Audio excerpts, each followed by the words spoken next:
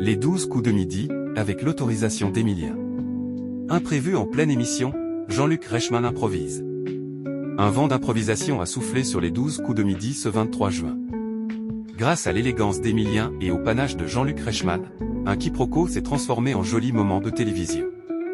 Dans les 12 coups de midi, le génie n'est pas une option, c'est un carburant.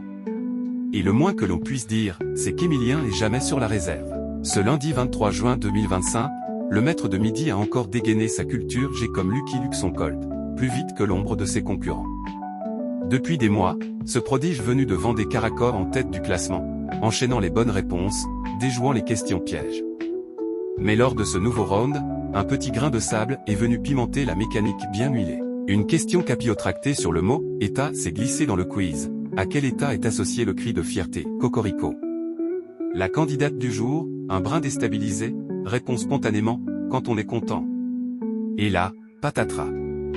Car l'État en question, majuscule à l'appui, ne désignait pas un sentiment, mais un pays. Une embrouille grammaticale qui aurait pu faire basculer la partie. Mais heureusement, dans les 12 coups de midi, la Juliotte prime sur la rigidité. Sur le plateau, Jean-Luc Reichmann ne se démonte pas. Pro de l'animation et maestro de l'impro, il maîtrise ses invités, aussi imprévisibles soient-ils. Qu'est-ce que vous dites? On est tenté de l'accepter parce qu'Aurélie ne pouvait pas savoir qu'il y avait une majuscule à État, lâche-t-il, avant d'ajouter « Et moi, je vais abonder dans le sens de Z », avec l'autorisation d'Emilien. Je me permets d'accepter Aurélie devant la France. Ça, c'est de la Juliotte et c'est de la logique.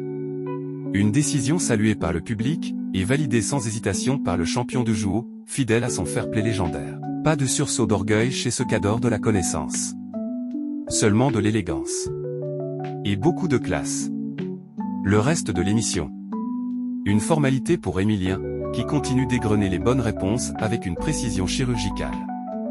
Loin d'être blasé, il garde ce regard curieux et ce sourire discret qui ont conquis les téléspectateurs.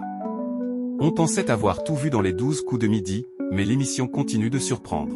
Entre les coups de théâtre pédagogique, les réponses dignes d'un dictionnaire, et les blagues en freestyle, le programme prouve qu'il peut mêler érudition et fun sans fausse note.